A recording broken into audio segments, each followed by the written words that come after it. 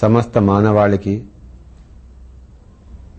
ముఖ్యంగా ఆంధ్రులందరికీ నమస్కారం చేస్తూ, ఈరోజు ధ్యానం వలన లాభాలు అన్న విషయం గురించి మనం విశేషంగా తెలుసుకుందాం. పిరమిడ్ స్పిరిచువల్ సొసైటీస్ స్థాపించబడింది. ధ్యానాన్ని పరివ్యాప్తం చేయడానికి, అన్ని దిక్కుల ధ్యానాన్ని అందరికీ బోధించడానికి, ధ్యాన శాస్త్రాన్ని అందరికీ సువిదితము చేయడానికి, ధ్యాన శాస్త్రము ద్వారా ఆధ్యాత్మిక శాస్త్రాన్ని అందరికీ ప్రబోధించడానికి. ఎందుకు ధ్యానం కావాలి? ధ్యానం చేయకపోతే నష్టమేమిటి? ధ్యానం చేస్తే లాభాలేమిటి? ఊరికే కూర్చుంటే సమయం వృధా కదా అని అనడం సబబే తెలియనప్పుడు. కనుక తెలుసుకోవాలి. మనం ప్రతి ప్రశ్న వేయాలి, ప్రతి ప్రశ్నకు సమాధానం తెలుసుకోవాలి. ధ్యానం ఎందుకు చేయాలి? చేయకపోతే నష్టమేమిటి? My dear friends, my dear masters and my dear gods, ధ్యానం చేయకపోతే అన్నీ నష్టాలే, ధ్యానం చేస్తే అన్నీ లాభాలే. మై డియర్ ఫ్రెండ్స్, మరొకసారి అందరికీ ప్రణామం చేసి చెప్తున్నాను, ధ్యానము చేయకపోతే ఏ టు జెడ్ అన్నీ నష్టాలే, ధ్యానం చేస్తే ఏ టు జెడ్ అన్నీ లాభాలే. ఇంకా గట్టిగా చెప్పాలంటే మరొకసారి ప్రణామం చేసి చెప్తున్నాను, ధ్యానం చేయకపోతే 1,50,000 నష్టాలు, ధ్యానం చేస్తే 1,50,000 కోటిన్నర లాభాలున్నాయి. వాటి గురించి మనం సవివరంగా తెలుసుకుందాం. ధ్యానం అంటే మైండ్కి రెస్ట్. మైండ్ అనేది శరీరాన్ని కంట్రోల్ చేస్తుంది, నియంత్రిస్తుంది. మైండ్ సరిగా లేకపోతే, మైండ్లో ఎనర్జీ లేకపోతే శక్తి క్షీణిస్తే శరీరంలో శక్తి క్షీణిస్తుంది, ముసలితనం తొందరగా వస్తుంది, మరి చావు తొందరగా వస్తుంది. మై డియర్ ఫ్రెండ్స్, ఎక్కడైతే మైండ్ ఫ్రెష్గా ఉంటుందో, ఎప్పుడు 50 ఏళ్ళు వచ్చినా 60 ఏళ్ళు వచ్చినా నువ్వు ఏ 20 ఏళ్ల వాడో 30 ఏళ్ల వాడిలో కనబడతావు, కానీ ముసలితనం ఛాయలు రావు. లేకపోతే ధ్యానం చేయకపోతే 30 ఏళ్లకే ముసలితనపు ఛాయలు వచ్చేస్తాయి. 50 ఏళ్ల వాడిలా కనబడతాడు, 60 ఏళ్ల వాడిలా కనబడతాడు. ధ్యానం అనేది, ఆ ధ్యాన శక్తి అనేది యవ్వనాన్ని ప్రసాదిస్తుంది. ధ్యాన లేమి అనేది ముసలితనాన్ని ప్రసాదిస్తుంది యవ్వనంలో, శరీరంలో ఉన్న. కనుక ఆ తర్వాత చావు అనేది తొందరగా వచ్చేస్తుంది, వెంటనే వచ్చేస్తుంది. ధ్యానం ఎక్కడైతే లేదో, ధ్యానం ఎక్కడైతే ఉందో, చావు మన చేతుల్లో ఉంటుంది. మన ఆయుష్ విస్తారంగా పెరుగుతుంది. ఎంత కావాలంటే అంత మన ఆయుష్ ఉంటుంది. కనుక మరి ముసలితనం, జర, మరణము. జర అంటే ముసలితనము, మరణం అంటే చావు. జరా మరణాలు మన అధీనంలో ఉంటాయి ధ్యాన సాధన ద్వారా. ధ్యాన సాధన లేకపోతే, ధ్యాన అభ్యాసం లేకపోతే మనము జరా మరణాల చేతుల్లో చిక్కిపోతాం. మై డియర్ ఫ్రెండ్స్, ధ్యానం అనేది ముసలితనం వచ్చిన తర్వాత చావుకు సమీపంలో ఉంటే చేతులు కాలిన తర్వాత ఆకులు పట్టుకున్నట్టు ఉంటుంది. కనుక వయసులో ఉన్నప్పుడే, బాల్య దశలోనే, ఇప్పుడే మనం చేయాలి. మన జీవితం అంతా మరి 6 పువ్వులు 3 పువ్వులు 6 కాయలు, నిత్య కళ్యాణం పచ్చతోరణం. ఎప్పుడు సజీవంగా, ఎప్పుడు కూడా శక్తివంతంగా, ఉత్సాహంగా, ఉల్లాసభరితంగా, ముసలితన ఛాయలే లేకుండా వయస్సులో ఉన్నట్టు, యవ్వనంలో ఉన్నట్టు ఎప్పుడు కూడా అలా ఉత్తేజంగా ఉంటుంది జీవితం. మై డియర్ ఫ్రెండ్స్, లేకపోతే ఏదో కోల్పోయినట్టు, ఎందుకు బ్రతుకురా అన్నట్టు ఈడ్చుకుంటూ బ్రతుకుతూ, ఎప్పుడు చావు వస్తే ఎంత మంచిదో, ఇంకా నా దేవుడు నన్ను చావు రాసి పెట్టలేదా, ఎప్పుడు రాసి పెట్టాడో, ఇంకా నేను అనుభవిస్తూనే ఉండవలసిందా అని ఇలాంటి డైలాగులన్నీ వస్తుంటాయి. ఎక్కడైతే ధ్యానం ఉందో అక్కడ అనారోగ్యం లేదు, తలకాయ నొప్పి ఉండదు, అక్కడ కడుపు నొప్పి ఉండదు, అక్కడ ఆస్తమా ఉండదు, అక్కడ ట్యూబర్ క్లాసిస్ ఉండదు, అక్కడ క్యాన్సర్ ఉండదు, హృద్రోగం ఉండదు, బీపీ ఉండదు, ఏదీ ఉండదు. ధ్యానము సకల రోగ నివారణి. అన్ని రోగాలు కూడాను ఎందుకు వస్తున్నాయి? మన పాప కర్మల ద్వారా మనకు సంక్రమిస్తున్నాయి. మొన్న వాడిని తన్నాను, ఇవాళ నాకు తలకాయ నొప్పి వచ్చింది. మొన్న వాడిని పొట్టలో పొడిచాను, ఇవాళ నాకు విపరీతమైన పొట్ట నొప్పి వచ్చింది. మొన్న వాడిని చంపేశాను, మరి ఆ కత్తి పెట్టి మెడ నరికేశాను, ఈ జన్మలో నేను నా మెడ ఇలా ఉందన్నమాట. ఈ రోగాలన్నీ పోవాలంటే ఆత్మజ్ఞానం కలగాలి. నేను శరీరాన్ని కాదు, ఆత్మని తెలుసుకోవాలి. అప్పుడే ఈ రోగాలన్నీ పోతాయి. దానికి మార్గమే ధ్యానం. ధ్యానం అనేది మనకి ఆత్మని ప్రబోధిస్తుంది, ఆత్మని యొక్క అనుభవాన్ని మనకు కలిగిస్తుంది, ఆత్మ యొక్క జ్ఞానాన్ని మనకు ప్రసాదిస్తుంది. ఆ యొక్క జ్ఞానంలోనే కర్మలన్నీ దగ్ధమవుతాయి, కర్మ ఫలితాలు దగ్ధమవుతాయి. చెడు కర్మ ఫలితాలే రోగాలు. కనుక మై డియర్ ఫ్రెండ్స్, ధ్యానం అనేది సర్వరోగ నివారణి అని గ్రహించండి. Very very important point. తలకాయ నొప్పి దగ్గర నుంచి క్యాన్సర్ వరకు, అది ఇది అని కాదు. Don't go to doctors, don't take medicines. ఏ వైద్యుడు మీకు పనికిరాడు, ఏ మందు మీకు పనికొచ్చేది కాదు. ధ్యానం అనేది, ఆ ధ్యానంలో ఆ ధ్యాన శక్తి సంపాదించుకుంటాం. ఆ ధ్యాన శక్తి, ఆ కాస్మిక్ ఎనర్జీ రోగాలకు మందు. ఈ కాస్మిక్ ఎనర్జీ మరొకడు ఇవ్వలేడు మనకి. నా తల్లి ఇవ్వలేదు, నా తండ్రి ఇవ్వలేడు, నా గురువు ఇవ్వలేడు, ఎవ్వరూ ఇవ్వలేరు. నా యొక్క కాస్మిక్ ఎనర్జీని నేనే ధ్యానంలో తెచ్చుకోవాలి. దాని ద్వారా రోగాలన్నీ మటుమాయమవుతాయి.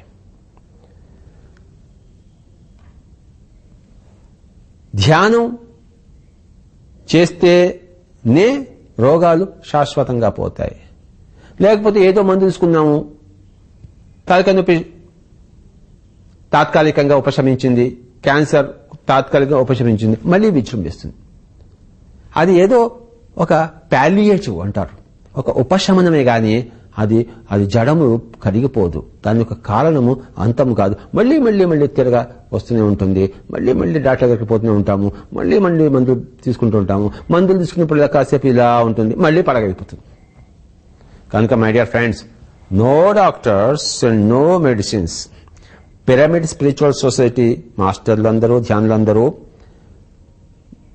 వైద్యులకు, మందులకు పరమ శత్రువులు. కనుక meditation is the only way. మిమ్మల్ని ఎవరూ బాగు చేయలేరు, మిమ్మల్ని మీరు ఒక్కరే బాగు చేసుకోగలరు. భగవద్గీతలో కృష్ణుడు ఏం చెప్పాడు? ఉద్ధరేద్ ఆత్మనాత్మానం. ఎవడిని వాడే ఉద్ధరించుకోవాలి. మరి డాక్టర్ నన్ను ఎలా ఉద్ధరిస్తాడు? డాక్టర్ నన్ను ఉద్ధరిస్తాడు అని గ్రహించడం భగవద్గీతకి విరుద్ధం, బుద్ధుడికి విరుద్ధం, జీసస్ క్రైస్ట్కి విరుద్ధం, ఆధ్యాత్మికతకి విరుద్ధం. సో మొట్టమొదటిగా మనం ఏం తెలుసుకున్నామంటే, ధ్యానం యవ్వన స్థితిని ఇస్తుంది. ముసలితనంలో కూడా యవ్వనంలో ఉన్న వాళ్ళకి ముసలితనం రాకుండా చేస్తుంది. మన ఆయుష్ని ఎంత కావాలంటే అంత పెంచుతుంది, అనంతంగా పెంచుతుంది మై డియర్ ఫ్రెండ్స్. తర్వాత ధ్యానము సర్వరోగ నివారణి అని మనం తెలుసుకుందాం. ఈ రోగాల గురించి ఇంకొంచెం తెలుసుకుందాం. పూర్వ జన్మ కృతం పాపం వ్యాధి రూపేణ పీడ్యతే. మనం గత జన్మల్లో చేసుకున్న పాపాల ఫలితలే ఈ యొక్క జన్మలో రోగాలు. చిన్న చిన్న పాపాలు చేశామనుకోండి, చిన్న చిన్న రోగాలు వస్తాయి. పెద్ద పెద్ద పాపాలు చేశామనుకోండి, పెద్ద పెద్ద రోగాలు వస్తాయి. రకరకాల పాపాలు చేస్తే రకరకాల రోగాలు వస్తాయి. పాపాలే చేయకపోతే రోగాలే రావు.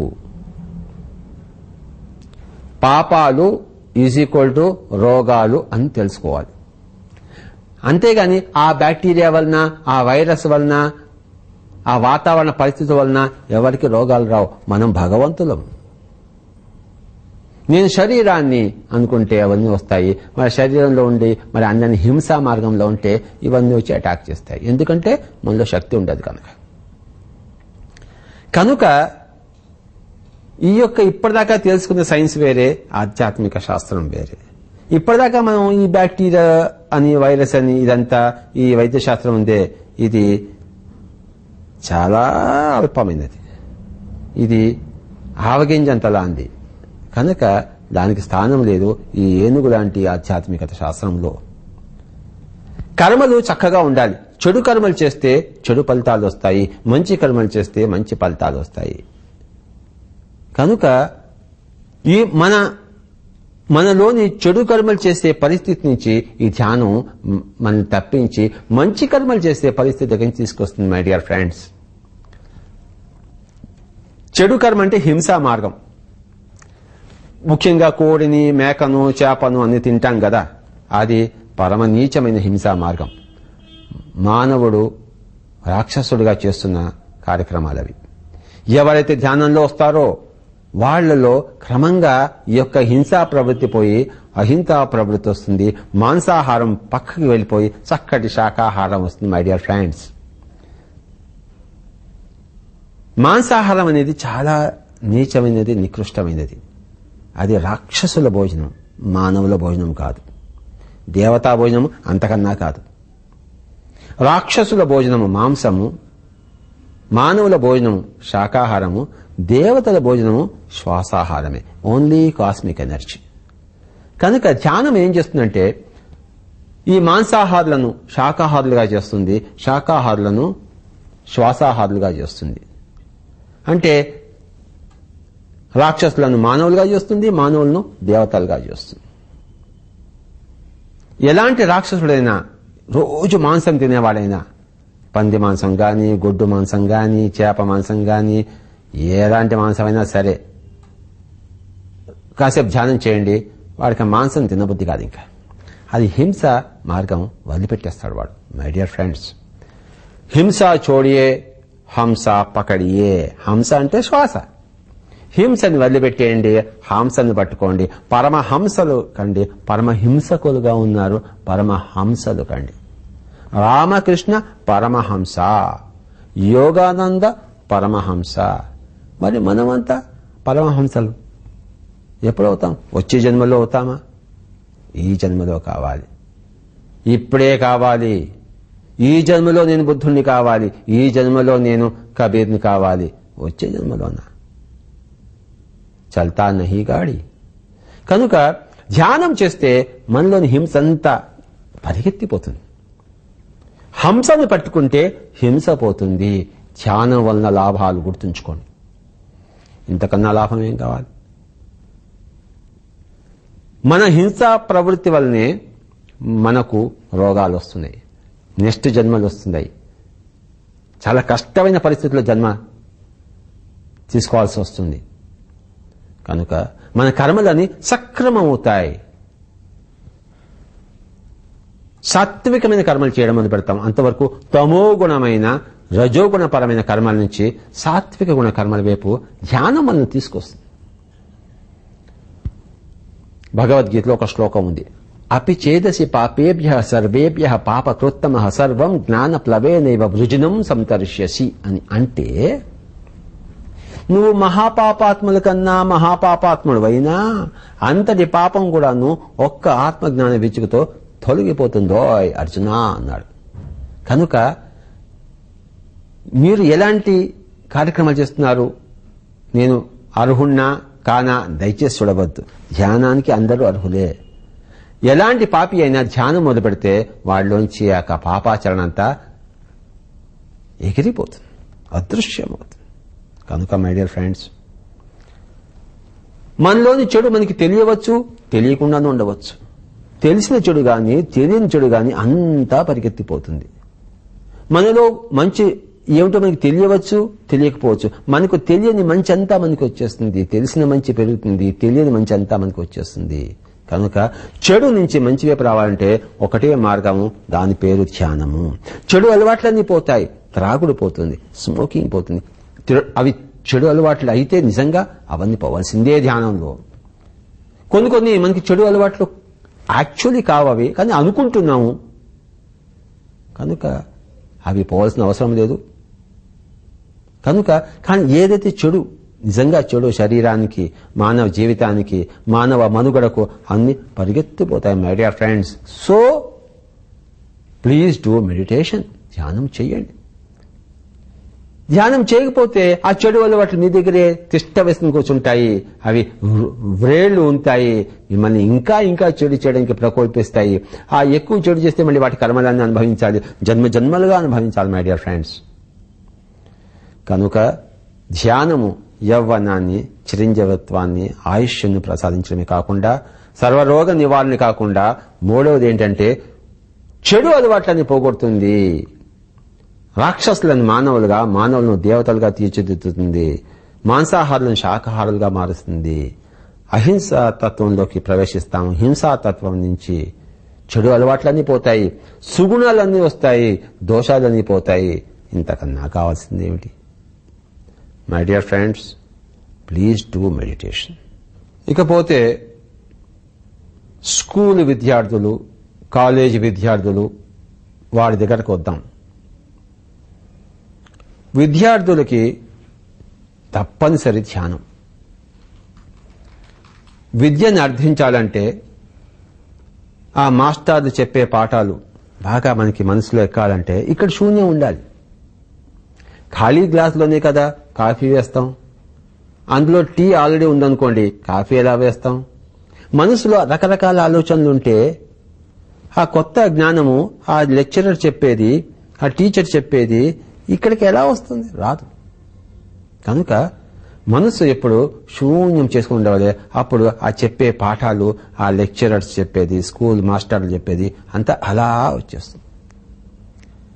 ముందేమో కెమిస్ట్రీ లెక్చరర్ కెమిస్ట్రీ పాఠాలు చెప్తున్నాడు, ఇక్కడ మనసులో ఏమో మన ఫుట్బాల్ ఉంది, ఏ సినిమా చూస్తాము, ఎన్టీ రామారావు సినిమావా, నాగేశ్వరరావు సినిమావా, చిరంజీవి సినిమావా అనుకుంటే ఏది రాదు. చిరంజీవి సినిమా చూసేటప్పుడు చూడాలి కానీ కెమిస్ట్రీ క్లాస్ ఉన్నప్పుడు ఇక్కడ సినిమాలును టీవీ సీరియల్స్ ఉంటే లాభం. ఇక్కడ శూన్యం ఉండాలి. అంటే ఆ శూన్యము, మనసును శూన్యం చేసుకోవడం, అది అభ్యాసం చేసి ఉండాలి. కనుకనే మై డియర్ స్టూడెంట్స్, విద్యార్థులారా, ధ్యాన అభ్యాసం చేసే తీరాలి.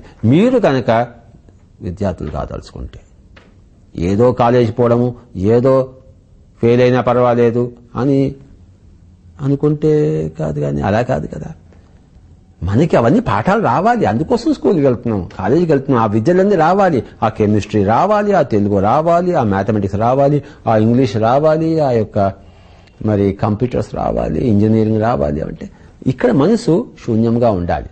కనుక విద్యార్థులు విధిగా ధ్యానం చేసి పొద్దున్న, సాయంత్రం, రాత్రి 5 నిమిషాలు 10 నిమిషాలు ధ్యానం చేసి ఏకాగ్రత పెరుగుతుంది, కాన్సన్ట్రేషన్.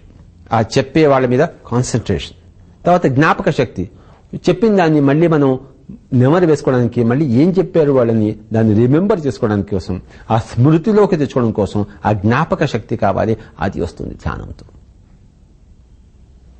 10 సార్లు లెక్చర్లు చెప్పక్కర్లేదు, ఒకసారి చెప్తే అంతా వచ్చేస్తుంది. లేకపోతే సార్ ఇందాక నేను సరిగ్గా వినలేకపోయాను, మళ్ళీ చెప్పండి అంటాం. ఎందుకు వినలేదు సరిగ్గా? ఇంట్లో తల్లి తిట్టింది, తండ్రి తిట్టాడు, కనుక మనసు అటుపోయింది, ఇటు వినలేదు. తల్లి తిట్లని, తండ్రి తిట్లని ఇంట్లో పెట్టి స్కూల్కి రావాలి. ఆ తిట్లను స్కూల్కి తీసుకురాకూడదు, కాలేజీకి తీసుకురాకూడదు. ఇదంతా ఎలా సంభవం? ధ్యానం ద్వారా. కనుక మై డియర్ ఫ్రెండ్స్, ధ్యానంలో ఎప్పుడైతే మనం శూన్యతా స్థితిని అభ్యాసం చేస్తామో ఎప్పటికప్పుడు తీసుకురావచ్చు, ముందున్న దాన్ని గ్రహిస్తాము, ఏకసంతాగ్రాహులం అవుతాం, కాన్సన్ట్రేషన్ పెరుగుతుంది, ఏకాగ్రతా శక్తి పెరుగుతుంది, జ్ఞాపక శక్తి పెరుగుతుంది. పరీక్షలు వెళ్తాము, పరీక్షల్లో నేర్చుకున్నంత అప్పుడు జ్ఞాపకం రావాలి, లేకపోతే ఏం రాస్తాం. ఒక 5 నిమిషాలు ధ్యానం చేసి వెళ్తే అక్కడ కూర్చోగానే అన్ని జ్ఞాపకం వస్తాయి, టక టక టక టక రాసేస్తాం. కనుక ఏదైనా ఇంటర్వ్యూకి వెళ్ళాలనుకోండి, ఇంటర్వ్యూకి వెళ్ళేవాళ్ళు అక్కడ ఆ ఇంటర్వ్యూలో కూర్చుంటారు, ఇంకా వాళ్ళు మనం పిలవడు, ఇక్కడ మనం భయపడిపోతూ ఉంటాం. ఏమవుతుందో ఇంటర్వ్యూలో, ఏమవుతే అది అవుతుంది. మీరు ఇక్కడ ధ్యానంలో కూర్చుని వెళ్ళండి, చక్కగా జరుగుతాయి. ఈ కూర్చునేసేపు మరి భయపడిపోతూ చెమటలు కక్కుకుంటూ సమయాన్ని వృధా చేసే కనుకంట హాయిగా కళ్ళు 2 మూసుకుని శ్వాస మీద ధ్యాస పెడితే ఆ ఇంటర్వ్యూలో చక్కగా చేస్తారు. మీరు మీ ఉద్యోగం మీకు వస్తుంది, మీ IAS మీరు పాస్ అవుతారు. So my dear friends, my dear students, విద్యార్థులారా ధ్యానం చేయండి. It's absolutely essential for your studies. School విద్యార్థులకు వాళ్ళ వయసు ప్రకారం 10 ఏళ్ల పిల్లలైతే 10 నిమిషాలు, కాలేజ్ పిల్లలైతే 20 ఏళ్ల వాళ్ళైతే 20 నిమిషాలు చాలు. That keeps you fit for learning. కనుక ధ్యానంలో ఆయుష్ పెరుగుతుందని, మరి యవ్వనం వస్తుందని ఫస్ట్ తెలుసుకున్నాం. తర్వాత సకల రోగ నివారణని తెలుసుకున్నాం. తర్వాత చెడు అలవాట్లన్నీ పోయి మంచి అలవాట్లు వస్తాయని చెప్పాము. తర్వాత 4వది విద్యార్థులకు జ్ఞాపక శక్తి, ఏకాగ్రత తప్పనిసరి కదా. కనుక ధ్యానం చెయ్యండి. ధ్యానం వలన మనశ్శాంతి. కొంతమందికి అన్నీ ఉంటాయి, చక్కటి విద్య ఉంటుంది, బోళ్ళంత డబ్బు ఉంటుంది, సంఘంలో పేరుంటుంది, ప్రతిష్ఠ ఉంటుంది. కానీ ఏదో భార్యాభర్తల సంబంధంలోనో తల్లి కొడుకుల సంబంధంలోనో అన్నదమ్ముల మధ్యలో సంబంధాల్లోనో వచ్చేసి మనస్సంతా కకావికలైపోతుంది, మనశ్శాంతి లేదు. బయట బాగుంటుంది, ఇంటికి రాబుద్ధి కాదు. ఎందుకంటే ఇంట్లో అంతా కోపాలు తాపాలు, ఒకడు ఇట్లా అంటాడు, ఒకడు అట్లా అంటాడు, ఎవరిష్టాలు వాళ్ళది. కనుక మనశ్శాంతి లేదు అంటారు. అన్నీ బాగున్నాయి, శరీరమా ఆరోగ్యంగా ఉంది, ఉద్యోగమా చక్కటి ఉద్యోగం, పిల్లల అందరూ చక్కటి ముచ్చటగా ఉన్నారు,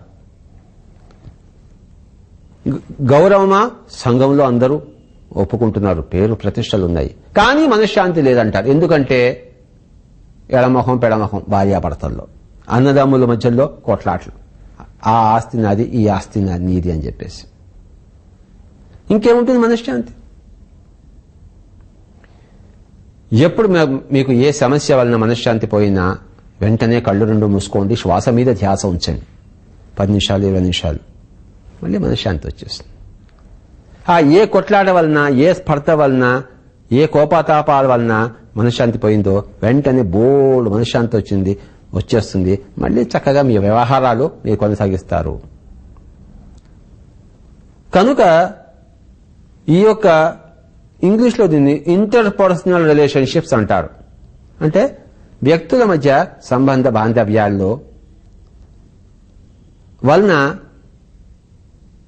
బుర్రకో బుద్ధి, ఒక్కొక్క మనిషి ఒక్కొక్క తరహాగా ఉంటాడు. ఆత్మ యొక్క స్థితిలో, ఉన్నత స్థితిలో, పరిణామ క్రమంలో లక్షల స్థితులు ఉన్నాయి, ఒక్కొక్కడు ఒక్కొక్క విధ స్థితిలో ఉంటాడు. కనుక అన్ని రకాల స్థితులు వాళ్ళు ఒకటే కుటుంబంలో ఉంటారు. కనుక చాలా వ్యత్యాసం ఉంటుంది, స్పర్ధలు వస్తాయి, మనశ్శాంతి పోతుంది. యోగికి పోదు, ధ్యానికి పోదు. అదే మహాభారత యుద్ధంలో అర్జునుడు ఏడుస్తూ కూర్చున్నాడు, వీడిని నేను చంపాలా, వీడితో కొట్లాడాలా, వీడి గురువుని నేను చంపాలని చెప్పేసి కృష్ణుడు చంపబోయి అన్నాడు. అదే కుటుంబంలో ఉన్నవాడు కృష్ణుడు, వాడికి కజిన్సే, వాళ్ళకి గురువు లాంటి వాళ్ళే, వాళ్ళకి పెద్దవాళ్ళే, కానీ చంపేయ అన్నాడు. యుద్ధం వచ్చింది చంపేయాలి అంతే. మనశ్శాంతి కోల్పోలేదు కృష్ణుడు. కానీ అర్జునుడు కకావికలైపోయాడు, కింగ్ కర్తవ్యత విమూఢుడైపోయాడు. తన గాంధీవాన్ని పడేశాడు. ఇప్పుడు నేనేం చేయాలి, వెళ్ళిపోతాను, భిక్షాటం చేసుకుంటా అన్నాడు. ఏమక్కర్లేదు, నీ ధర్మం నువ్వు చేవయ్యా అన్నాడు.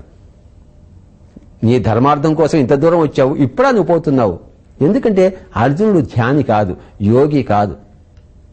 కనుక అతనికి విషాదం వచ్చేసింది, మనశ్శాంతి కోల్పోయాడు. కృష్ణుడు మనశ్శాంతిని జయించినవాడు. ఎప్పుడూ మనశ్శాంతే. సుఖమున్నా దుఃఖమున్నా, మంచి ఉన్నా చెడు ఉన్నా, అందరితో కలిసి ఉన్నా, అందరితో కొట్లాడుతూ ఉన్నా, అందరితో చంపుకుంటూ ఉన్నా కూడాను అతను ఆ మహాభారత యుద్ధంలో, మహాసంగ్రామంలో చక్కగా నవ్వుతూ మాట్లాడాడు, నవ్వుతూ ప్రబోధించాడు, నవ్వుతూ జీవించాడు. కనుక అంటే ఎంత మనోస్థైర్యము, మనస్సు యొక్క వికాసము ఆ యొక్క ఉందో, ఆ మనశ్శాంతి ఉందో గ్రహించండి. కనుక ఆ విధమైన మనశ్శాంతి కావాలంటే ప్రతి మనిషికి కావాలి, అది ఎవరికి అక్కర్లేదు. ఎలాగైతే డబ్బు ఎవరు నాకు అక్కర్లేదని కోరుకోరో, అందరికీ డబ్బు కావాలి. ఎవరికి విద్య అక్కర్లేదు, అందరికీ విద్య కావాలి. ఎవరికి చక్కటి ఆరోగ్యం అక్కర్లేదు, అందరికీ చక్కటి ఆరోగ్యం కావాలి. ఎవరికి మనశ్శాంతి అక్కర్లేదు, అందరికీ కావాలి మనశ్శాంతి. కానీ లోపించిందే మనశ్శాంతి అందరికీ. ఎవరినైనా అడగండి, నాకు మనశ్శాంతి లేదు అంటారు. కనుక ఆ మనశ్శాంతి రావాలంటే ధ్యాన అభ్యాసము తప్పనిసరి. అన్యథా శరణం నాస్తి. ధ్యాన అభ్యాసం ద్వారానే, ఆ మనసును ఎప్పుడూ శూన్యం చేసుకునే అలవాటు ద్వారానే మనశ్శాంతి వస్తుంది, వేరే విధంగా రాదు. కనుక అత్యంత ముఖ్యమైన ఈ మనశ్శాంతి మరి ధ్యానం వల్లనే వస్తుంది. పూజ వల్ల, ప్రార్థన వల్ల, స్తోత్రం వల్ల, నామస్మరణ వల్ల, మంత్రజపం వల్ల, దానాల వల్ల, క్రతువుల వల్ల, యజ్ఞాల వల్ల, యాగాల వల్ల, దేని వల్ల రాదు. Only meditation, only meditation, only meditation. My dear friends, మరికొన్ని విషయాలు తెలుసుకుందాం. ఒక వ్యాపారస్తుడు ఉన్నాడనుకోండి, తన సరుకుని బాంబేకి తీసుకెళ్లాలో మద్రాసుకు తీసుకెళ్లాలో తెలియదు, హైదరాబాద్ నుంచి. కొంతమంది మద్రాసుకి తీసుకెళ్ళాము అంటారు, కొంతమంది బాంబేకి తీసుకెళ్ళి అమ్మితే నీకు లాభాలు వస్తాయి అంటారు. ఇతనికి ఎక్కడ చేయాలో తెలియదు. రెండూ సమంగానే అనిపిస్తున్నాయి. అప్పుడు ఏం చేయాలి? దాన్ని ఎటువైపు డిసైడ్ చేయాలి? ఆ మనిషి కాసేపు ధ్యానం చేసి, ఒక అర్ధగంట సేపు కళ్ళు రెండు మూసుకుని శ్వాస మీద ధ్యాస పెట్టేసి మనసును నిరామయం చేసుకుంటే, ఒక ప్రశ్న, నేను మద్రాసుకి వెళ్ళాలా బాంబేకి వెళ్ళాలా? అర్ధగంట సేపు ఆ ప్రశ్న వేసుకుని ఇంకా మెడిటేషన్ చేశాను, ధ్యానంలో కూర్చోవాలి. ఆ అర్ధగంటలో మద్రాస్ మద్రాస్ మద్రాస్ అని ఇక్కడ వినపడుతుంది మీకు, లేకపోతే బాంబే బాంబే బాంబే అని వినపడుతుంది మీకు. ఇక్కడ స్పష్టంగా వినపడుతుంది. క్లియర్ ఆడియన్స్ అంటారు దాన్ని, దూర శ్రవణం, వర్డ్స్ వినపడతాయి మీకు. కనుక ధ్యానం తెచ్చిన తర్వాత మద్రాస్ అంటే మద్రాస్కి వెళ్ళి సరుకులు అమ్మాలి, బాంబే అంటే బాంబేకి వెళ్ళి సరుకులు అమ్మాలి. అప్పుడు పర్ఫెక్ట్గా ఉంటుంది. కనుక ఈ యొక్క భవిష్యత్తులో ఏది చేస్తే బాగుంటుంది అని కొన్ని సమస్యలు వచ్చినప్పుడు, వ్యాపార రీత్యా కాదండి. ఒక రైతు ఉన్నాడు, నేను ఈసారి ఏ పంట వేసుకోవాలి? చెరుకు వేసుకోనా, వరి వేసుకోనా, లేకపోతే జొన్న వేసుకోనా, లేకపోతే వేరుశనగ పండించినా, కాటన్ వేయినా, పత్తి వేయినా అంటే ధ్యానం చేస్తే ఏది వేస్తే కరెక్టు, వర్షాలు ఎలా రాబోతున్నాయి, మార్కెట్ ధర ఎలా ఉంటుంది, ఆ రెండిటికి తగిన మరి ఈ యొక్క పంట ఇది అని చెప్పేసి స్ఫురిస్తుంది. ఇక్కడ జొన్న జొన్న జొన్న ఉంటుంది, జొన్న వేయండి. లేదా పత్తి పత్తి పత్తి అని వస్తుంది, పత్తి వేయండి. ధ్యానంలో కూర్చుంటేనే అది వినపడేది. మాస్టర్లు పైలోకవాసులు మీకు సమాచారాన్ని ఇస్తారు. వాడి సమాచారాన్ని ఇవ్వాలంటే మీరు ఇక్కడ ధ్యాన స్థితిలో ఉండాలి. కనుక మీ ప్రాపంచిక సమస్యలు వ్యాపార రీత్యా గాని, వ్యవసాయ రీత్యా గాని, లేతే మీరు చదువుకోవాలి, ఇటు ఈ ఇంజనీరింగ్ కాలేజ్ వెళ్ళాలా, ఆ ఇంజనీరింగ్ కాలేజ్ వెళ్ళాలా, ఏం చేయాలి? ధ్యానంలో కూర్చోండి, మీకు చక్కగా మీకు తెలుస్తుంది. కనుక ఈ యొక్క పూర్తిగా ప్రాపంచికమైన విషయాలు ఇవన్నీ, వీటికి కూడా ధ్యానం ఎంత అత్యద్భుతంగా వినియోగపడుతుందో. ధ్యానం అనేది కేవలం ఆధ్యాత్మికమైన విషయం కాదు. ధ్యానం అనేది కేవలం ఆత్మపరంగానే కాదు, పరలోకం కోసమే కాదు, ఇహలోకము కోసము ధ్యానము. భౌతికమైన ప్రాపంచికమైన నిత్యావసరాల కోసము, మౌలికమైన సమస్యల యొక్క పరిష్కారం కోసము ధ్యానం. ఆ యొక్క మీరు ఏం చేస్తే బాగుంటుంది, ఇలా వెళ్తే బాగుంటుంది, ఇలా వెళ్తే బాగుండదు, ఇలానే వెళ్ళండి అని చెప్పేసి మనకి ఆ యొక్క స్ఫూర్తి వస్తుంది. ఒక్కొక్కసారి మాటలు వినపడతాయి. ధ్యానం ఎక్కువ చేస్తున్న కొద్దీ మాటలు వినపడతాయి. ఇంకా ధ్యానం ఎక్కువ చేస్తున్న కొద్దీ మన ఆ భవిష్యత్ అంతా మనం మూడో కంట్లో చూస్తాం మనం. కనుక ఆ విధమైన డెసిషన్స్ మనం వర్తమానంలో తీసుకుంటాం. కనుక మై డియర్ ఫ్రెండ్స్, ప్రాపంచికమైన విషయాల కోసమే ధ్యానం. ఇదేదో మనకి సంబంధించింది కాదు, ఇది ముసలి గడ్డం వాళ్ళకి, పరలోకంలో వీళ్ళేదో రిజర్వ్ చేసుకోదలుచుకున్నారు అలాంటి వాళ్ళ కోసం కాదు, మాకు అవన్నీ నమ్మకాలు లేవు, మాకు ఇక్కడ ఏదైనా లాభాలు చూపించిందంటే బోల్డ్ లాభాలు ఉన్నాయి. మీరు ఏది కోరుకుంటే అది ఆ యొక్క సమాచారం మీకు వస్తుంది.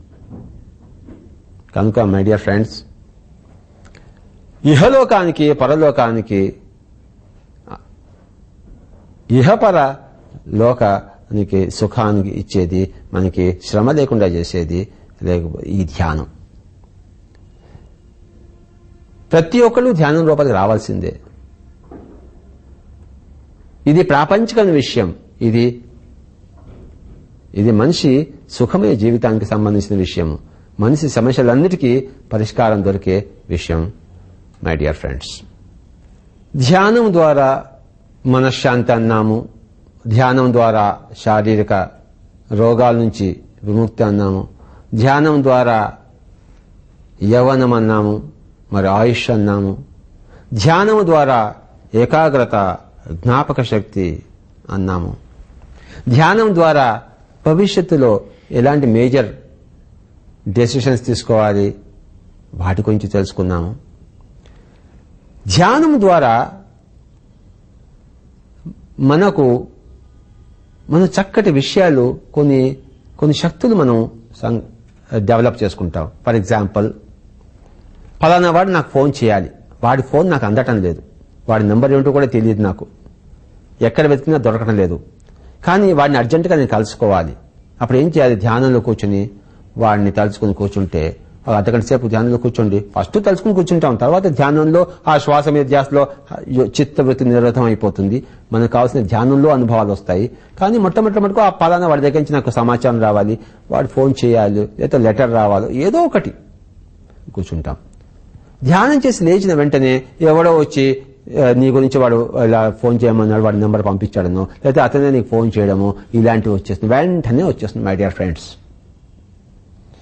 కనుక చూసారా, ఆ ఫోన్ రాకపోతే మనకి ఎన్ని సమస్యలు, ఆ ఫోన్ వస్తే మరి మనకి ఎంత సమస్య పరిష్కారము. ఆ ఫోన్ రాబట్టుకునే విషయం ధ్యానం. వాడు చేస్తాడో లేడో అనే డోలాయమాన పరిస్థితిలో కాకుండా వాడి చేత ఆ పని చేయించే విధానంగా చేస్తుంది ధ్యానం. ఆ డోలాయమానంలో మీ సమయాన్ని వృధా చేస్తారు. సమయాన్ని వృధా చేయకుండా ఆ అర్ధగంట గంట సేపు మీకు ధ్యానంలో కూర్చున్నారు అనుకోండి, ఆ పరిస్థితి అక్కడ నెలకొంటుంది. వాడి స్వంతంగా పరిగెత్తుకెళ్ళి ఎక్కడో మరి ఫోన్ చేస్తాడు మీకు, ఎందుకంటే మీ వేవ్స్ అక్కడికి పోతాయి, వాడిని ఆ విధంగా చేసేలా ప్రకోపింపజేస్తాయి. కనుక మై డియర్ ఫ్రెండ్స్, ఇలాంటివన్నీ ధ్యానులకు చాలా మామూలు. అసలు ఇలాంటివి ఉంటాయని కూడాను ధ్యానం చేయని వాళ్ళకి తెలియదు. కనుక అవన్నీ కూడాను ఆ యొక్క లాభాలన్నీ కోల్పోతున్నారు. ఇవన్నీ జరుగుతాయని తెలుసు కనుక ధ్యానం చేస్తే ఆ లాభాలన్నీ పొందుతారు. ఇలాంటి లాభాలన్నీ అసలు ఉంటాయని కూడా తెలియక ధ్యానం లేక ఆ లాభాలన్నీ పోగొట్టుకుంటున్నారు, ఎన్నో నష్టాలకు గురి అవుతున్నారు. ధ్యానులు కాని వారందరూ ఎన్నో లాభాలు పొందుతున్నారు, ధ్యానులు అయిన వాళ్ళందరూ. కనుక ధ్యానులు కండి. పరీక్షలో నేను కొన్ని టాపిక్స్ చదువుకుని వెళ్ళాను, 4 టాపిక్స్. ఇవే పరీక్షలో వస్తే బాగుండు అనుకుంటే, ఆ ఇంటర్వ్యూ వాడు ఇవే అడిగితే బాగుండు అనుకుంటే, ఆ ఇంటర్వ్యూకి వెళ్ళినప్పుడు వాడు అవే అడుగుతాడు. ఎందుకంటే మీరు ముందరగా వాడిని ప్రిపేర్ చేశారు. వాడి మైండ్ మీద మీ మైండ్ పనిచేస్తుంది. ఏది మీరు ప్రిపేర్ చేయలేదో లేదా వాడు దాంట్లో అడగవచ్చు, అప్పుడు మీకు 0 మార్కులు వస్తాయి. మీరు ఇంత ప్రిపేర్ అయ్యారు, మీరు ధ్యానం చేశారు, వాడు చెప్పాడు నాకు ఇందులోంచే నాకు ప్రశ్న వెయ్యి అని చెప్పేసి ఒక థాట్ పెట్టేసి ఒక సంకల్పం చేసి ధ్యానం చేసి మీరు వెళ్ళారు, అందులోంచే వాడు ప్రశ్నలు అడుగుతాడు. వాడు ఎగ్జామినర్ 100కి 100 మార్కులు వస్తాయి. కనుక ఎగ్జామినర్ మిమ్మల్ని ఏ ప్రశ్నలు వేయాలో ఆ విధంగా ప్రభావితం చేయవచ్చు. ఇది తప్పు ఎంత మాత్రం కాదు. కనుక మై డియర్ ఫ్రెండ్స్, ధ్యానంలో ఆ ఇతరులను ప్రభావితం చేసే ఆ యొక్క శక్తి ఉంటుంది. ఫర్ ఎగ్జాంపుల్, నా దగ్గర 10 మంది పని చేస్తున్నారు, వాడు సరిగ్గా పని చేయటం లేరు, వాళ్ళ చేత నేను పని చేయించుకోవాలి. వాడు డబ్బు ఇచ్చినా వాడు పని చేయటం లేడు, వాడికి ఎంత బట్టలు పెడతానా చేయటం లేడు, కానీ వాడి పని చేసే తీరాలి, ఇంకో నేను పనిలో పెట్టుకోలేను. కనుక వాళ్ళ చేత ఎలా పని చేయించాలి? నేను ధ్యానం చేసి ఈ నా దగ్గర పనిచేసే 10 మంది ఇవాళ తప్పకుండా ఏమి మరి నన్ను ఇరకాడ పెట్టకుండా వేషాలు వేయకుండా మరి నాకు మరి చక్కగా పనిచేస్తారు, ఇవాళ నా పని అయిపోతుంది అని ధ్యానం చేసి అర్ధగంట సేపు ధ్యానం చేసి ఆ పనిలోకి వెళ్ళారనుకోండి, మీ దగ్గర పనిచేసే వాళ్ళందరూ ఖచ్చితంగా పనిచేస్తారు. మీరు ఆశ్చర్యపోతారు. రోజు ఇంకో విధంగా ఉండేవాడు ఇవాడ ఎలా ఉన్నాడంటే మీరు ధ్యానం చేసి ఆ శక్తిని పంపించారు వాడికి, వాడి మనసు ప్రభావితం అయ్యాయి, వాడు చక్కగా మీకోసం పనిచేశాడు. గుర్తుంచుకోండి.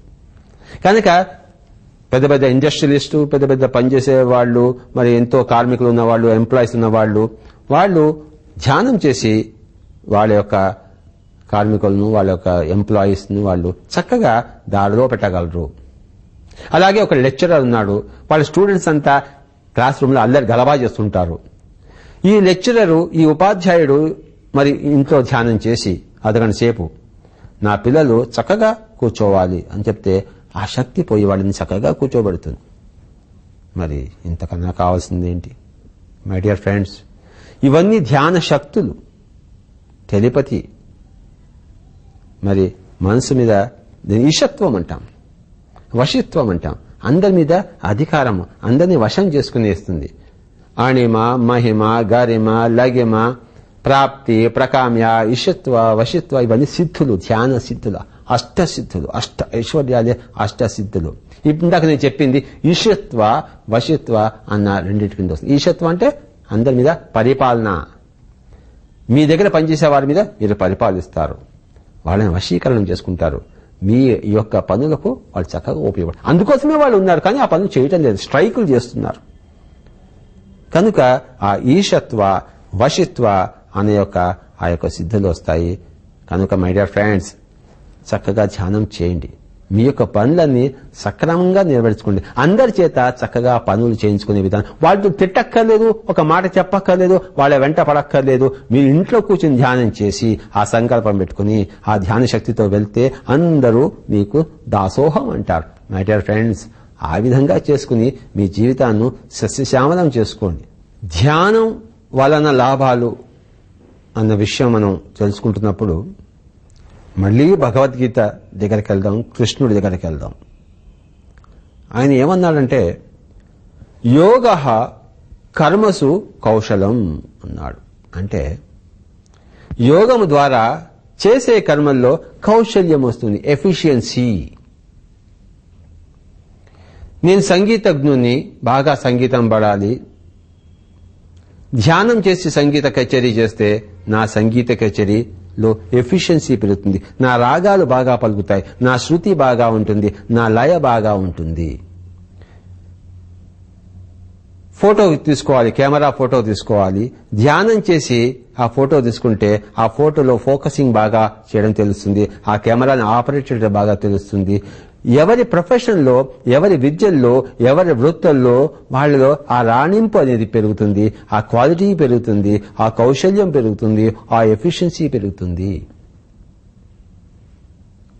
నేను బాగా ధ్యానం గురించి చెప్పాలి. ఇప్పుడు నాకు ధ్యానం తెలుసు, ఇప్పుడు నేనేం చేస్తున్నాను, ధ్యానం గురించి చెప్తున్నాను. ఈ చెప్పడంలో నా యొక్క కౌశల్యం పెరుగుతుంది, నేను ధ్యానం చేస్తుండగా ఎఫిషియన్సీ. ఒక శిల్పి ఉన్నాడు, శిల్పాన్ని చెక్కాలి, ఆమర శిల్పి జక్కన. ఎంతో ధ్యానస్తుడైతే గాని గత జన్మల్లో, ఈ జన్మల్లో ఆయన అంతటి అమర శిల్పి కాజాలడు. ఎంతో ధ్యానశక్తి ఉంటే గాని త్యాగరాజ స్వామి అన్ని చక్కటి కీర్తనలను రచింపచేసి ఉండేవాడు కాదు. ఆ క్వాలిటీకి, ఆ ఇంటర్నేషనల్ క్వాలిటీ, ఆ యొక్క ప్రపంచవ్యాప్తమైన ఆ యొక్క నాణ్యతకు, ఆ ప్రపంచంలోనే అతి శుద్ధమైన నాణ్యతకు కారణము అంతకుముందు జన్మల్లో చేసిన ధ్యాన సిద్ధి. కనుక ఏ పనిలో అయినా నాణ్యత పెరగాలంటే ధ్యానం చేసే తీరాలి. కనుకనే యోగః కర్మసు కౌశలం అన్నాడు. వంట చేయాలి, ధ్యానం చేసి వంట చేయండి, చక్కగా వస్తుంది. ఆ వంట పాకం బాగా కుదురుతుంది. ఆ యొక్క స్వాదం చాలా చక్కగా ఉంటుంది, రుచి అత్యద్భుతంగా ఉంటుంది. కోపంతో తాపంతో ఏదో వంట చేసామనుకోండి, చండాలంగా ఉంటుంది. శాంతంగా ధ్యానం చేసి మరి చక్కగా ఆ యొక్క వంట చేసామనుకోండి, ఎంత రుచిగా ఉంటుందో, ఎంత చక్కటి ఆ యొక్క రసం అందులోంచి వస్తుందో. కనుక మనం పొద్దున్నుంచి రాత్రి వరకు ఎన్ని పనులు చేయాలో, రకరకాల పనులు చేయాలి. డ్రైవింగ్ చేయాలి, ధ్యానం చేసి డ్రైవింగ్ చేయండి, పర్ఫెక్ట్ గా ఉంటుంది డ్రైవింగ్. లేదా ఆ గేర్లు సరిగా పడవు, అదేదో ముందుకు పోతుంది, వెనక్కిపోతుంది, స్పీడ్ సరిగా ఉండదు, ఇటుపోతాము అటుపోతాము. కనుక ధ్యానం చేసి డ్రైవర్స్ ముఖ్యంగా ధ్యానం నేర్చుకోవాలి. లేకపోతే ఈ యాక్సిడెంట్లు అన్నీ కూడాను ఇవన్నీ తప్పించుకోవాలంటే ఆ డ్రైవర్ నిద్ర వస్తుంటుంది వాడికి, లేకపోతే వాడికి ఏకాగ్రత తప్పుతుంది, లేకపోతే వాడు ఇవన్నీ పోవాలంటే ధ్యానం చేసే తీరాలి. ధ్యానం compulsory for each and every person in whatever they do. యోగ కర్మసు కౌశలం. ఏదో ఒక కర్మ చేస్తూనే ఉంటాం మనం. ఆ కర్మల్లో మనకి ఎఫిషియన్సీ కావాల్సిందే for higher benefits, for higher yields. ఏ వృత్తిలో ఉన్నా, ఏ కర్మల్లో ఉన్నా, ఆ అన్ని కర్మల్లో, ఆ సకల కర్మల్లో, సకల వృత్తుల్లో నీ యొక్క క్వాలిటీ పెరగాలంటే, నీ యొక్క కౌశల్యం, ఎఫిషియన్సీ పెరగాలంటే ఓన్లీ మెడిటేషన్. వివేకానందుడు అంత తిరిగాడు, ఆ తిరగడంలో కౌశల్యం. అంత మాట్లాడాడు, ఆ మాట్లాడడంలో కౌశల్యం. అంత వ్రాశాడు, ఆ వ్రాయడంలో కౌశల్యం. అంత ఆర్గనైజ్ చేశాడు అన్ని మఠాలు, అందులో కౌశల్యం. ఎలా వచ్చింది? ధ్యానం ద్వారా వచ్చింది. కనుక my dear friends, remember this point very very clearly for once and for all. మీ కర్మల్లో ప్రావీణ్యత, శుద్ధత, పరిపక్వత, నాణ్యత పెరిగితేనే మీకు అందులో ఎక్కువ వ్యాపారం వస్తుంది, ఎక్కువ లాభాలు వస్తాయి. బాగా పాడితే బాగా మళ్ళీ కొన్ని కొత్త కచేరీలు వస్తాయి, బాగా పాడకపోతే అక్కడితో ఆగిపోతాం. కనుక అన్నిటికీ మూలం ధ్యాన శక్తి. కనుక please do meditation and increase the quality in each and everything. My dear friends, my dear masters and my dear God's, ధ్యాన సాధన వల్ల ఎనలేని లాభాలు. భావ ఉద్వేగాల మీద మనకి నియంత్రణ వస్తుంది. అంటే ఎవరైనా అవమానం చేశాడనుకోండి, ధ్యాని కానివాడు కృంగిపోతాడు, సూసైడ్ కూడా చేసుకుంటాడు. కానీ ధ్యాని అయిన వాడు, అవును వాడు అవమానం చేశాడు, వాడి ఇష్టం వాడిది, వాడి ఒపీనియన్ వాడిది అని అక్కడే కట్ చేసేస్తాడు. ధ్యాని కానివాడు, వాడు నన్ను అవమానం చేస్తాడా అని చెప్పేసి ఇంకా బాగా మండిపోతాడు వాడు. అంటే వాడి యొక్క భావ ఉద్వేగాల మీద వాడికి నియంత్రణ లేదు. ఇంకోటి ఉందనుకోండి, వాడిని ఎవడో పొగిడాడు, ఇంకా వాడి మీద 1,00,000 రూపాయలు ఖర్చు చేస్తాడు. వాడు పొగిడాడు కదా అని చెప్పేసి అనవసరంగా సమయం వృధా చేస్తాడు, ఊరికే జల్సా చేస్తుంటాడు. ఏదో బర్త్డే పార్టీ అనుకోండి, నా బర్త్డే పార్టీ అని 1,00,000 రూపాయలు ఖర్చు చేస్తాడు. అదంతా పిచ్చి పని. ఆ 1,00,000 రూపాయలు సరైన దానికి ఉపయోగించాలి. నీ సమయాన్ని సరైన దానికి ఉపయోగించాలి. నీ భావ ఉద్వేగాలను సరైన వాటికి ఉపయోగించాలి. పనికి మాలిన వాటికి మరి ఉపయోగిస్తాడు ధ్యాని కానివాడు. వాడెవడో తిట్టాడు, వాడికి నేను ఎందుకు పోయి వాడిని మళ్ళీ 10 గుండాలు తీసుకొచ్చి వాడిని నేను తిట్టించి కొట్టించాలి? వాడు తిట్టాడు, అయిపోయింది, అంతే అయిపోయింది, వాడి ఇష్టం వాడిది. కనుక మన ఈ యొక్క భగవద్గీతలో కృష్ణుడు అంటాడు, యో న హృష్యతి న ద్వేష్టి న శోచతి న కాంక్షతి శుభాశుభ పరిత్యాగి భక్తిమాన్య స మే ప్రియ. ఎవడైతే దేనికి హర్షించడో, దేనికి ఏడవడో, ఇలాంటి క్వాలిటీస్ వస్తాయి ధ్యానము ద్వారా. మన భావ ఉద్వేగాల్లో చక్కటి సమతుల్యత వస్తుంది. దేనికి ఎక్కువ పొంగిపోము, దేనికి ఎక్కువ కృంగిపోము. ఎంత చక్కటి స్థితి.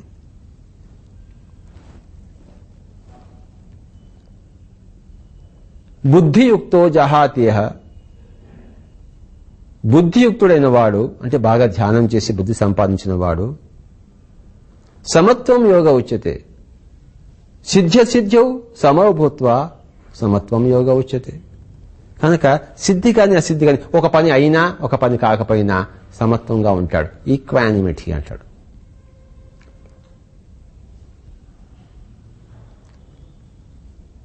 కనుక జీవితంలో ఒకసారి పొంగిపోయే పరిస్థితులు వస్తాయి, ఒకసారి కుంగిపోయే పరిస్థితులు ఉంటాయి. కానీ ధ్యానం అయిన వాడు ఏ పరిస్థితులకి పొంగిపోడు, ఏ పరిస్థితులకి కుంగిపోడు. కనుక టెన్షన్స్ ఉండవు, కనుక హాయిగా ఉంటుంది జీవితం. ఆ విధమైన సమతుల్యతను జీవితంలో సాధించాలంటే ధ్యానం ఒకటే మార్గం. ఎవరు ఎంత ఎక్కువ ధ్యానం చేస్తారో కళ్ళు రెండు మూసుకుని శ్వాస మీద ధ్యాస. ఏ పని లేనప్పుడు ధ్యానం అన్న పని. ఊరికి గప్పాలు కొట్టుకోకూడదు, ఊరికి పనికిరాని సొల్లు కబుర్లు, వాడిట్టా వీడిట్టా అని భోగట్టా తీయరాదు మై డియర్ ఫ్రెండ్స్. వాడిట్టా పోతే నీకెందుకు, వాళ్ళిద్దరు ఎలా కొట్టుకుంటున్నారు, వీళ్ళిద్దరు ఎలా ముద్దు పెట్టుకుంటున్నారు, నీకెందుకు చూస్తున్నావు? నువ్వు నీ పని చూసుకో. నీ పని వదిలిపెట్టేసి వాడి ముద్దు పెట్టుకుంటున్నాడు ఎందుకు చూస్తున్నావు, వాళ్ళిద్దరు కొట్టుకుంటున్నాడు వాడు ఎందుకు చూస్తున్నాడు, నీకేమి లాభం దానివల్ల? నీ కొట్లాటలు నువ్వు చూసుకో, లేకపోతే నీ ముద్దులాటలు నువ్వు చూసుకో, నీ పనులు నువ్వు చూసుకో. పక్క వాళ్ళ కొట్లాటలు, పక్క వాళ్ళ ముద్దులాటలు నీకెందుకయ్యా స్వామీజీ? కనుక ఇవన్నీ పోతాయి. కనుక మన సమయం వృధా కాదు. అనవసరమైన వాడి కొట్లాటలు చూసి నా కోపం వచ్చేసి, వాడి శృంగారం చూసి నాకు ఏదో వచ్చేసి నేను కూడాను ఐ లూజ్ మై బ్యాలెన్స్. కనుక నీ శృంగారాలను చూసుకో, నీ యొక్క కొట్లాటలను చూసుకో. కొట్లాడవలసింది వస్తే కొట్లాడవలసింది. యుద్ధాయ కృతనిశ్చయ, యుద్ధం చేయి అన్నాడు. కనుక పక్క వాళ్ళ కొట్లాటలు చూడ మాకు. Life is for enjoyment. నీ శృంగారాల్లో నువ్వు ఉండు, పక్క వాళ్ళ శృంగారాలు చూస్తే నీకేలా. నీ శృంగారాల్లో నువ్వు ఉండు, నీ కొట్లాట నువ్వు కొట్లాడు. కనుక నీకోసం నువ్వు జీవించడం అనేది వస్తుంది. అనవసరమైన చుట్టుపక్కల వారి ఆ యొక్క అకృత్యాల్లో, నీ యొక్క భావోద్వేగాల్లో నీ సమతుల్యత నువ్వు కోల్పోవు my dear friend, my dear masters, my dear gods. కనుక ధ్యానం వలన ఎన్ని లాభాలు చూడండి. వాళ్ళిద్దరు కొట్లాడుతున్నారు, తగుదున్నమ్మా అని మనం వాళ్ళిద్దరు పోతావు, వీడు తప్పు అంటావు, లేదా వాడు రైట్ అంటాము, అందులో ఇరుక్కుంటాము, నువ్వు కూడా చంపబడతావు వాళ్ళతో పాటు. అనవసరంగా నీ వేలు పెట్టావు గనక. కనుక don't think of others, you take care of your life. My dear friends, జీవితంలో యొక్క అత్యద్భుతమైన సమతుల్యత వస్తుంది ధ్యానం ద్వారా. ధ్యానంలో, ధ్యాన స్థితిలో, ధ్యాన నిరంతర అభ్యాసంలో అత్యంత పరాకాష్ఠమైన లాభాలు ఏమిటంటే ధ్యానంలో మనకు వచ్చే అనుభవాలు. ధ్యానం చేస్తున్నాము, హాయిగా కూర్చున్నాము, కళ్ళు రెండో మూసుకుని శ్వాస మీద ధ్యాస పెట్టాము, మైండ్ కంట్రోల్ అయిపోయింది. గంట అయిపోయింది, 2 గంటలు అయిపోయింది, 3 గంటలు అయిపోయింది. తర్వాత లేచి చూస్తే మనకి ఏదో 5 నిమిషాలే కూర్చున్నట్టు ఉంటుంది. సీనియర్స్కి కొత్తలో అయితే 5 నిమిషాల్లో కళ్ళు 2 మూసుకుని కూర్చున్నా ఏదో 2 గంటలు కూర్చున్నట్టు ఉంటుంది. కానీ పాత పడుతున్న కొద్దీ 5 గంటలు కూర్చున్నా 2 నిమిషాలు కూర్చున్నట్టే ఉంటుంది మై డియర్ ఫ్రెండ్స్. ఆ 5 గంటల ధ్యాన స్థితిలో అపారమైన ప్రాణశక్తి మన దేహంలో ఇంకినప్పుడు, వర్షించినప్పుడు, ప్రవహించినప్పుడు అప్పుడు ఏమవుతుందంటే మనలో ఉన్న అనేక శరీరాలు ఉత్తేజితమవుతాయి. Astral body, causal body, supracausal body, సూక్ష్మ శరీరము, కారణ శరీరము, మహాకారణ శరీరము. మనం 7 శరీరాల సముదాయం. మనకి భౌతిక కాయ మటుకే తెలుసు, సూక్ష్మ శరీరం తెలీదు, కారణ శరీరం తెలీదు, మహాకారణ శరీరం తెలీదు, ఏమీ తెలియదు మనకి. అవన్నీ కూడా ఉత్తేజితమయ్యి మనము అనేక లోకాలు మనం తిరుగుతాము. సూక్ష్మ శరీరంతో సూక్ష్మ లోకాలు, కారణ శరీరంతో కారణ లోకాలు, మహాకారణ శరీరంతో మహాకారణ లోకాలు, అవన్నీ తిరుగుతాము. భువన లోకాలన్నీ మనకు తెలుస్తాయి. భువర్ సువర్ జన మహా తప సత్య లోకాలు, ఎన్ని లోకాలు ఉన్నాయో. సృష్టిలో కోటానుకోట్ల లోకాలు ఉన్నాయి. మన దగ్గర ఉన్న 7 శరీరాల్లో మనకు ఒక భౌతిక కాయము, మనకు ప్రాణమయ కోశము, అవి కాకుండా మిగతా శరీరాలతో అన్ని లోకాలు తిరుగుతాం మై డియర్ ఫ్రెండ్స్. ఇది ధ్యానంలో లాభాల్లో పరాకాష్ఠ. ఈ యోగులంతా ఏం చేస్తున్నారు? హిమాలయాల్లో అక్కడ ఇక్కడంతా ఊరికే కూర్చున్నారంటే వాళ్ళు భౌతిక కాయం అక్కడ ఉంది, వాళ్ళ యొక్క సూక్ష్మ శరీరాలతో కారణ శరీరాలతో వాళ్ళు ఆ భౌతిక కాయాన్ని వదిలి సృష్టి అంతా మరి వాళ్ళు విహరిస్తున్నారు, సృష్టిని అంతా తెలుసుకుంటున్నారు, ఎంజాయ్ చేస్తున్నారు మై డియర్ ఫ్రెండ్స్. అదే బ్రహ్మానందము. కనుక ధ్యానం వలన ఈ బ్రహ్మానందం వస్తుంది. లడ్డూ తింటే లడ్డూ ఆనందము, భజన చేస్తే భజన ఆనందము, ధ్యానం చేస్తే బ్రహ్మానందం. కనుక బ్రహ్మానందం కోల్పోతున్నారు. బ్రహ్మ అంటే భూ ఇది బ్రహ్మ, అన్నిటికన్నా గొప్పదాన్ని భూ అంటాం. బ్రహ్మానందం అంటే అన్నిటికన్నా గొప్ప ఆనందము, ధ్యానానందము, ఆత్మానందము అది వస్తుంది. కనుక ధ్యానం వలన లాభాల్లో పరాకాష్ఠ ఏమిటయ్యా అంటే బ్రహ్మానందము. అహం బ్రహ్మాస్మి అని తెలుస్తుంది, నేనే అంతా అని తెలుస్తుంది. నా పెళ్ళావు నేనే, నా మొగుడిని నేనే, నా పిల్లలు నేనే, నా శత్రువు నేనే, ఆ కంసుడు నేనే, ఆ కృష్ణుడు నేనే, ఆ హిట్లర్ని నేనే, ఆ వీరప్పని నేనే, ఆ చంద్రబాబు నాయుడు నేనే, అంతా నేనే. అహం బ్రహ్మాస్మి. లేకపోతే వాడు వేరే, వీడు వేరే, వాడు నా శత్రువు, వీడు నా మిత్రువు, ఏమిటో గోల. ఆ గోలంతా పోతుంది. అంతా నువ్వే. అద్వైతం, రెండో ఒక వాడు లేడు అక్కడ. కనుక ఆ అద్వైత స్థితి లభిస్తుంది, ఆ అద్వైత ఆనందం వస్తుంది, ఆ బ్రహ్మానందం వస్తుంది. త్రిలోక సంచారి అవుతావు, త్రికాల జ్ఞానం అవుతావు మై డియర్ ఫ్రెండ్. ధ్యానం ద్వారా అది పరాకాష్ఠ, ఎవరెస్ట్ శిఖరం. ఏ టు జెడ్ ధ్యానం వల్ల లాభాలు ఉన్నాయి. గట్టిపోచ దగ్గర నుంచి ఆ యొక్క బ్రహ్మత్వం దాకా. ఈ యొక్క బ్రహ్మానందాన్ని ధ్యానం ద్వారా లక్షల మంది పొందారు. ఒకసారి ఒక ఆయన గౌతమ బుద్ధుడి దగ్గరికి వెళ్ళాడు. 6 నెలలు ఉన్నాడు అక్కడ. అక్కడ ఉండి ఒకరోజు ఆయన దగ్గరికి వెళ్ళి, స్వామి మీతో ఒక మాట చెప్పాలి అన్నాడు. చెప్పవయ్యా అన్నాడు గౌతమ బుద్ధుడు. మీ దగ్గర 6 నెలలు ఉన్నాను, మీరు చేసే పనులన్నీ చూస్తున్నాను. మీలాంటి వాడు ఇంతకుముందు ఎవడూ పుట్టలేదు, ఇక ముందు కూడా పుట్టబోడు అన్నాడు. కొంచెం దగ్గర రా నాయన అన్నాడు గౌతమ బుద్ధుడాన్ని. నెత్తి మీద ఒకడు ముట్టాడు. రధవా, నీకేమైనా తెలుసా? నీకేమైనా మూడో కన్ను ఉందా? నాకన్నా ముందు వచ్చిన వాళ్ళందరినీ నువ్వు చూసావా? రాబోయే వాళ్ళందరినీ నువ్వు తిలకించావా? లేదు. మరి ఎందుకు మాట్లాడుతున్నావు? గుర్తుంచుకో, నాలాంటి వాళ్ళు లక్షల మంది నాకన్నా ముందే పుట్టారు. నాలాంటి వాళ్ళు లక్షల మంది నా తర్వాత కూడా పుడతారు. కనుక లక్షల మంది బుద్ధుళ్ళు అయ్యారు, కృష్ణుళ్ళు అయ్యారు, జీసస్ క్రైస్ట్లు అయ్యారు, బ్రహ్మానందాన్ని అనుభవించారు, అనుభవిస్తున్నారు. ఆత్మకి మరణం లేదు, శరీరానికి మరణం ఉంది. కనుక ఆ యొక్క బ్రహ్మానందాన్ని మీరు కోల్పోతున్నారు. మీ ముంగిటలో ఉంది. మీరు మీ ఇంట్లో కూర్చుని కళ్ళు రెండో మూసుకుని శ్వాస మీద ధ్యాస పెట్టడమే.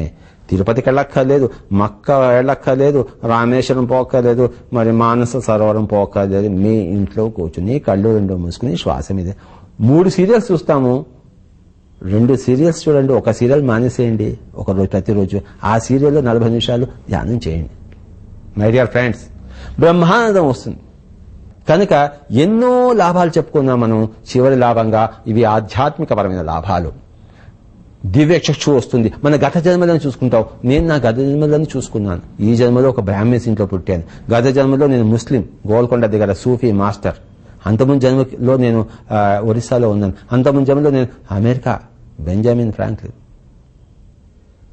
కనుక మై డియర్ ఫ్రెండ్స్, నా జన్మలన్నీ తెలుసుకున్నాను. నా భార్య తెలుసుకుంది, నా పిల్లలు తెలుసుకున్నారు, నా డ్రైవర్ తెలుసుకున్నాడు, మన ఆశ్రమం కర్నూలు బుద్ధాభిమ ధ్యాన కేంద్ర ఆశ్రమం, మరి వాచ్మెన్ తెలుసుకున్నారు, వాచ్మెన్ భార్య తెలుసుకుంది. ఎంత లక్షల మంది తెలుసుకున్నారు. ఆంధ్ర రాష్ట్రంలో, ఇతర రాష్ట్రంలో మరి పిరమిడ్ ధ్యానం ద్వారా, ఆనాపానసతి ద్వారా, శ్వాస మీద ధ్యాస ద్వారా. మీరు తెలుసుకోండి, అందరూ తెలుసుకోవాలి. బుద్ధుడు తన జాతక కథలను తెలుసుకున్నాడు. భగవద్గీతలో కృష్ణుడు అంటాడు, బహూని మే వ్యతీతాని జన్మాని తవ చార్జున తాన్యహం వేద సర్వాణి నత్వం వేత్త పరంతప. అంటే అర్జున, నువ్వు నేను ఎన్నో జన్మలెత్తాం, నాకు నా జన్మలన్నీ తెలుసు, నీవి తెలుసు, నీకే ఏమీ తెలియదు పో అన్నాడు. ఎలా తెలుసు? ఆయన ధ్యానం చేశాడు. ఆయన యోగేశ్వరుడు, ఆయన ధ్యానేశ్వరుడు. మనం కూడా అలా కావాలి. మనం కూడా బుద్ధుడులా కావాలి. ధ్యానం యొక్క పరాకాష్ఠ కదా అది. ఆ పరాకాష్ఠ మనకి వలదా? కావాలి. కనుక ఆ బుద్ధత్వం వస్తుంది, ఆ కృష్ణత్వం వస్తుంది, ఆ క్రైస్ట్ కాన్షియస్నెస్ మనకు వస్తుంది, ఆ బ్రహ్మజ్ఞానం వస్తుంది. మనం బ్రహ్మర్షి అవుతాము. ధ్యాని అయిన వాడు అచిరకాలంలో యోగి అవుతాడు, యోగి అయిన వాడు అచిరకాలంలో ఋషి అవుతాడు, ఋషి అయిన వాడు అచిరకాలంలో రాజర్షి అవుతాడు, రాజర్షి అయిన వాడు అచిరకాలంలో బ్రహ్మర్షి అవుతాడు. ధ్యాని అంటే రెగ్యులర్ మెడిటేటర్. యోగి అంటే కళ్ళు 2 మూసుకోగానే మనసును పరిశూన్యం చేయగలిగిన వాడు. ఋషి అంటే మూడవ కన్ను ఉత్తేజితం చేసినవాడు. రాజర్షి అంటే తన జన్మలను తను చూసుకున్నవాడు. బ్రహ్మర్షి అంటే సకల సృష్టి రహస్యాలను తెలుసుకున్నవాడు. మై డియర్ ఫ్రెండ్స్, ప్రతి స్టేజ్లోనూ లాభాలు ఉంటాయి. ధ్యానిగా ఉన్నప్పుడు ధ్యానిగా ఉండే లాభాలు, యోగిగా ఉండేటప్పుడు యోగిగా ఉండే లాభాలు, ఋషిగా ఉంటే ఋషి లాభాలు, రాజర్షి అయితే అంతకన్నా గొప్ప లాభాలు, బ్రహ్మర్షి అయితే మొత్తం నువ్వే, సృష్టి అంతా నువ్వే. మరి ఇవన్నీ కాకపోతే ఆ లాభాలను కోల్పోతున్నట్టే కదా. మై డియర్ ఫ్రెండ్స్, ధ్యానం వలన ప్రతి ఒక్కడు మిత్రుడు అవుతాడు. మిత్రలాభం వస్తుంది. ధనలాభం కాదు లాభం, మిత్రలాభమే లాభం. పరవస్తు చిన్నేశ్వరి చెప్పాడు కదా మిత్రలాభం గురించి. కృష్ణుడికి 16,000 మంది గోపికలంటే ఆ కృష్ణుడు యోగేశ్వరుడికి 16,000 మంది మిత్రులు అన్నమాట, ప్రాణమిత్రులు అన్నమాట. ఏవైనా చేస్తారు వాడు. ధ్యాని కాని వాడికి ఇంట్లో కూడా శత్రువులే, బయట కూడా శత్రువులే. ధ్యాని అయిన వాడికి అన్ని చోట్ల మిత్రులే మిత్రులు, మిత్రులే మిత్రులు, ప్రతివాడు మిత్రుడే. నాకు ఆంధ్ర రాష్ట్రం నిండా లక్షల మంది మిత్రులు ఉన్నారు. 1,00,000 ఇళ్లలో నేను ఫ్రీగా భోజనం చేయొచ్చు సంవత్సరాల తరబడి. వాళ్ళంతా నాకెందుకు మిత్రులు అయ్యారు? ధ్యానం ద్వారా. ఎంత డబ్బిచ్చి ఒక మిత్రుడిని కొనుక్కోగలరు మీరు? ఇంపాసిబుల్. ధ్యానం ద్వారా, ధ్యాన ప్రచారం ద్వారా, అందరికీ ధ్యానాన్ని బోధించడం ద్వారా అందరూ మీ ప్రాణమిత్రులు అవుతారు. Every person. మరి అలాంటి life, what a beautiful life, what a great life. My dear friends, my dear masters, my dear gods of Andhra Pradesh, ఆంధ్రులారా, తెలుగు వాళ్ళారా, తెలుగు వాళ్ళందరూ, ఆంధ్రులందరూ, ఆంధ్రప్రదేశ్లో ఉన్న వాళ్ళందరూ కూడాను యోగులు కావాలి. 2004 కల్లా, 2008 కల్లా, 2012 కల్లా ఆంధ్ర రాష్ట్రము ధ్యానాంధ్రప్రదేశ్ కావాలి. 2004 కల్లా మన భారతదేశం అంతా కూడాను ధ్యాన భారతం కావాలి. 2008 కల్లా మన ప్రపంచం అంతా, మన జగత్ అంతా 2012 కల్లా ధ్యాన జగత్తు కావాలని చెప్పేసి పిరమిడ్ స్పిరిచువల్ సొసైటీస్ వారు 3 నిశ్చయాలు, నిర్ణయాలు, సంకల్పాలు చేసుకున్నారు. దానికి అనుగుణంగానే అందరూ పిరమిడ్ మాస్టర్లు అందరూ పనిచేస్తున్నారు. సకల ధ్యానంలో సకల లాభాలు పొందిన వారే పిరమిడ్ మాస్టర్స్. కనుక ధ్యానం వలన లాభాలు తెలుసుకుంటే, ఎంత చక్కగా తెలుసుకుంటే అంత తొందరగా ధ్యానంలోకి వస్తాం, అంత ఎక్కువగా ధ్యాన అభ్యాసం చేస్తాం, అంత చక్కగా ధ్యాన అభ్యాసం చేస్తాం. ఈరోజు మనం ధ్యానం వలన లాభాలు అన్న విషయాన్ని సమగ్రంగా తెలుసుకున్నాము. ఈ లాభాలన్నీ నేను పొందాను కనుక చెప్తున్నాను. మీరు పొందండి. Thank you very much. నమస్కారం.